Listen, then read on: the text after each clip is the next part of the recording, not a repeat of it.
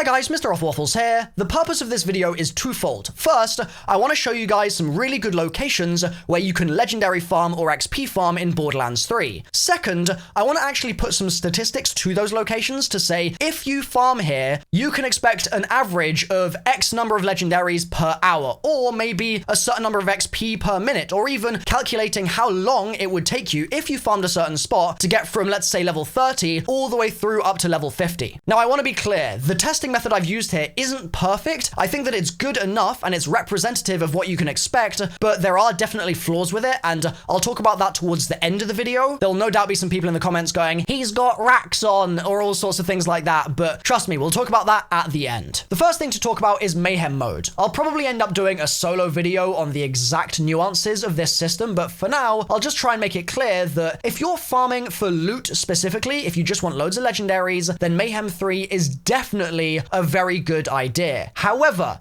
if you're going for XP, it's complicated. You're going to get a 50% XP increase in Mayhem 3, but enemy health is boosted 150% and shields and armor are both boosted 200%. You compare that to Mayhem 1, where you only get a 10% XP gain, but shields and armor are only boosted 25% instead of 200, and health is boosted 15% instead of 150. It's hopefully clear from that that Mayhem 3 is actually going to be making you work for harder and longer to get your XP than you would do on Mayhem 1. Now, there are some technicalities here, like if you're killing other enemies as well, or if you have a certain thing that's just going to shred a certain enemy, if you're killing stuff so fast that it doesn't even matter, like it's within a second of a difference between Mayhem 1 and Mayhem 3, then obviously being on Mayhem 3 is the better idea. The real choice needs to be made based on the entire run itself, so how much time you're spending running to the boss from your respawn beacon and things like that. But for now, in this video, I'm just going to focus on Mayhem 3. The first location's on Athenas. We're going to spawn into the fast travel, and the first thing I recommend you do is buy ammo from the machine if you haven't already, and then just follow the route that I'm running in now. You're basically going to want to stop when you get to a bridge area, and at that point you should see a respawn beacon waiting for you. That's where we're going to be respawning at for this run. So when you're ready to start your farm, run through this little kind of pathway here, and you should find that in this general area there's a bunch of enemies that spawn in. There'll be some Ratches, there'll be some Malawan soldiers. For now, we're not going to worry about those. I'll talk about whether you should or shouldn't kill them in a minute, but I want to show you the focus of this farm, which is the Chupacabra.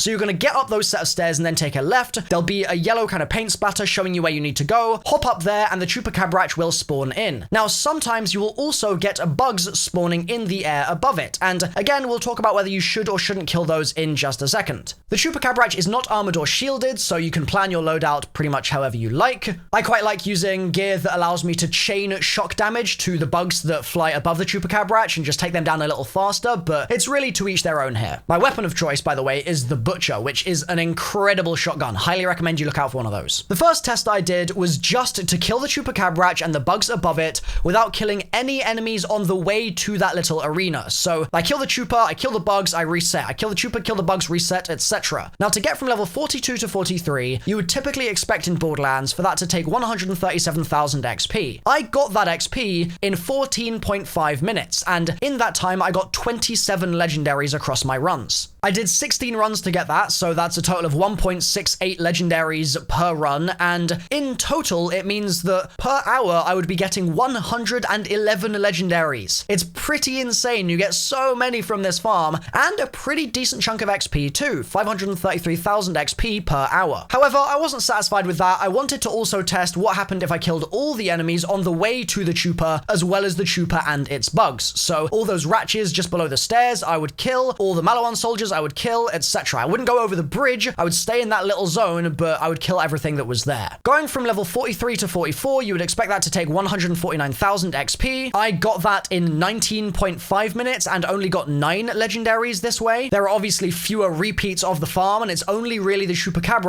which is giving you the legendaries, and so it makes sense to have so many fewer legendaries for this particular method. The legendaries per hour is therefore 27.7, and the XP per hour is 459 or 460,000, which is not bad, but it's definitely not as efficient as doing the farm of just the Chupacabra, getting yourself a bag load of legendaries, getting yourself a lot more cash because of that as well, because you can sell them, of course, and getting more iridium that way, and getting a whole bag load more XP. So the verdict on this is that it's a great farm. Over 100 legendaries per hour, and only 4 hours to go from level 35 to level 50 is pretty good going. I think that once you get right out of the the campaign, this is a great farm to start with because of the number of legendaries you get. You'll be able to build out your loadout much faster this way than you might be able to doing a higher XP farm that doesn't give you so many legendaries. What might one of those farms look like, I hear you ask? Well, the next location we're going to look at is, spoilers, the Grave Ward. This is one of the vault monsters that we're going to be fighting, and you can find it on Eden 6 in the Floating Tomb. Now, this is definitely a harder boss to kill. I'll give you some tips on how to do it in just a second, but the first thing you need to be wary of is that the Mayhem modifiers in your game, which can be checked by pressing M on your keyboard or just checking the map in your game and looking on the right-hand side, are going to really mess you up if you get bad ones. So, some things to look out for and probably reset for are projectiles being reflected. It's just really annoying. Unless you have something like a sticky shotgun, like a Torgue shotgun. You'll probably want to avoid any that have plus 50% enemy health and also debuff your gun in some way, like debuffing your shotgun if you're using a shotgun or your sniper if you're using a sniper. And you may also want to look out for any elemental debuffs that might specifically affect your loadout. I find that one negative thing, like 150% in a negative direction, is sort of okay, but beyond that, I don't really think it's worth the time. And so I'd basically say don't be afraid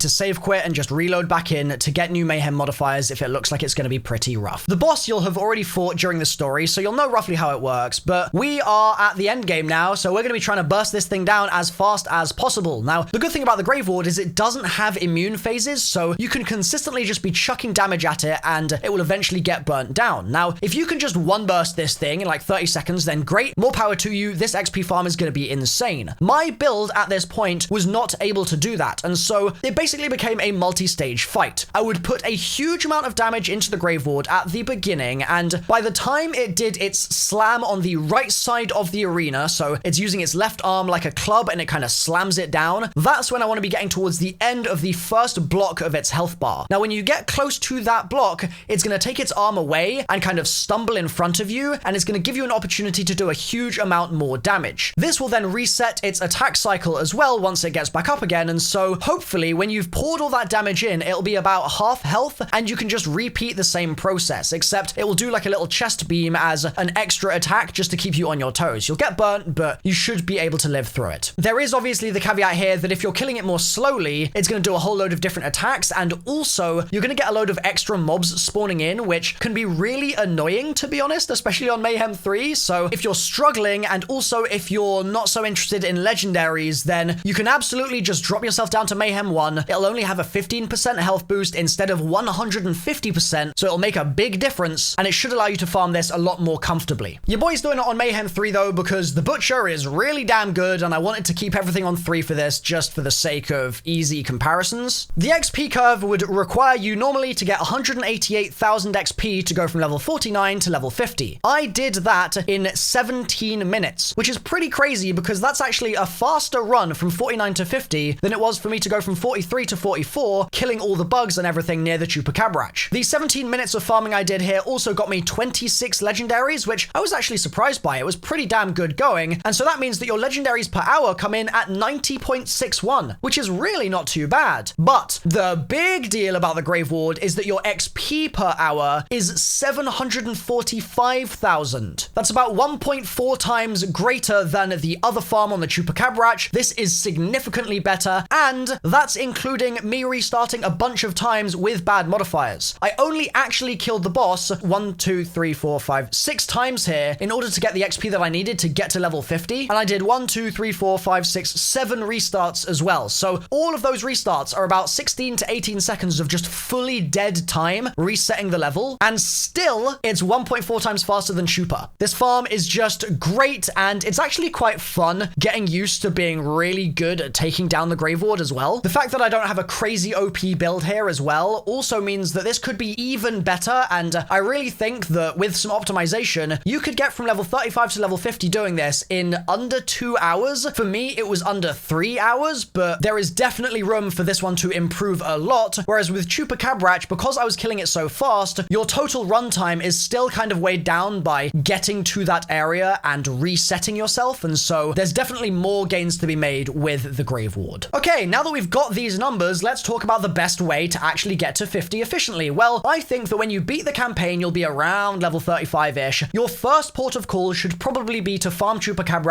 for legendaries. So Mayhem 3, don't kill any other mobs, just focus on getting the guns and getting out. And that should allow you to build out the beginnings of an OP build for your character. You might get yourself a butcher like I've got, you might get some really amazing grenade mods and things like that if you're a Moze player, for example. You're just going to want to be looking to flesh out your build essentially, and that is what the Chupacabra excels at. However, as soon as you've got a decent loadout, and you might have one from the story to be fair, your best bet then is to jump straight onto the Grave Ward and start getting used to taking that thing down and getting used to also knowing when you need to reset and when your modifiers are too bad to continue with. This should allow you in total to get from level 35 to level 50 and get a load of legendaries in about 3 hours of playtime, which I think is pretty nuts that it's that damn quick. And the good news is that this isn't something like the legendary loot tank, which is probably going to get patched. This is something that I imagine will stick around in the game as long as they don't do things like change the Mayhem modifiers and things along those lines. The important thing to get to now are the problems with my method, right? Obviously, throughout this, I was leveling up, and that's going to change the relationship of how my guns work with the enemies around me. If I'm killing something at level 42 with a certain weapon, and then I get to level 49 and I start testing again with the same stuff, then there's going to be a bit of a discrepancy there. The good news is that I thought about this and tried to make a slight correction for it by continuing to use the butcher, sure, but using differently leveled butchers as I went up the levels. They're obviously going to have slightly different DPS, it's obviously going to slightly change the results, but I think the overall effect should be the same. I don't think it's going to significantly skew the data one way or the other, and so while my numbers might be faster or slower for some of you guys, they should roughly follow the same trend. This is why I mentioned the racks earlier. Obviously, there are ways that I could better optimize my build too, but because I started with racks on when I was testing originally on Chupa, I figured that I should keep that going throughout the entirety of my run. But obviously, if I had a gun jabber on or something like that, and other optimizations too, no doubt, in my skill tree, then that could speed up all of my runs and mean that you could get to 50 hell in 2 hours or even an hour and a half instead of the 3 that I'm sort of saying here. The Borderlands are a diverse place, and the different Vault Hunters are also going to have different timings for things too, just depending on how powerful they are inherently as a character. And all of these things might make my data slightly less applicable to everyone, but again, I think that the overall trends are something that you should be able to confidently follow here. Grave Ward, better for farming XP. Chupa, definitely better for legendaries, but only slightly really. And if your loadout's really good, then Grave Ward could actually be better. That's going to probably wrap this video up from me. If you want to see more videos like this, diving into the actual statistics behind certain weapons and certain farms and all sorts of other things, then let me know. I'd happily make a series out of this, get some better testing methodology, and just generally make this a thing. But I would need to know that there was support for it first. I don't want to invest a load of time into something that no one likes. So let me know, guys, in the comments down below. Thanks for watching, and I'll see you next time, hopefully. Bye for now.